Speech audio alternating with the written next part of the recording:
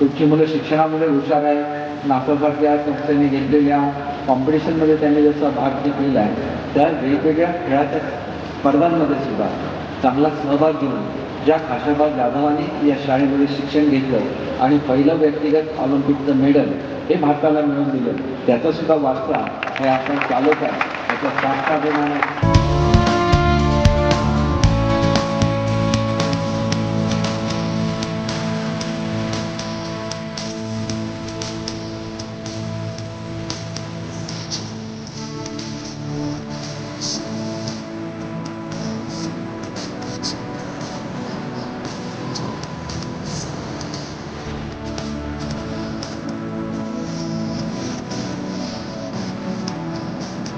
या संस्थेवर शिक्षण मंत्री म्हणून लक्ष ठेवणं हे सुद्धा माझं कर्तव्य आहे.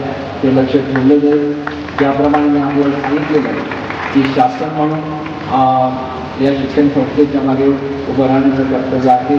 त्याचबरोबर आपण ज्याला मुंबईला याल त्याला माझ्यातर्फे सुद्धा व्यक्तिगत देणगी ही शाळा संस्थेसाठी मी निश्चितपणे देईल. एवढं आपल्याला या गोष्टी सांगतो.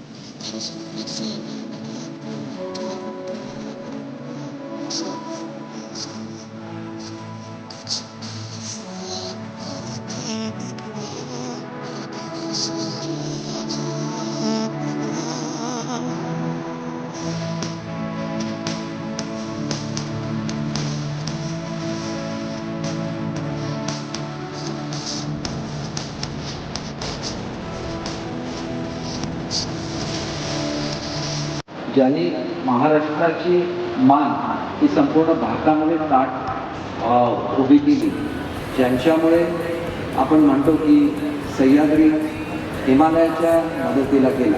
नेमकं काय झालेलं होतं, आपली संरक्षण व्यवस्था ही त्या काळामध्ये चीनबरोबर लढत देण्यासाठी सक्षम नव्हती.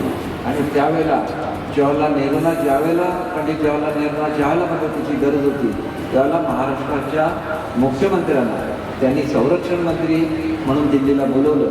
आणि आज भारत हा जगातला जे सर्वोत्कृष्ट देश आहे त्याच्यामध्ये 3ऱ्या क्रमांकावर संरक्षणामध्ये भारताचं नाव आहे. आणि ते करण्याचा जो पाया रचला तो यशवंतराव चव्हाण साहेबांनी रचला. आणि ते यशवंतराव चव्हाण या कराडचे सुपुत्र होते आणि या शाळेचे विद्यार्थी होते. त्याचा सार्थ अभिमान आम्हाला सगळ्यांना आहे.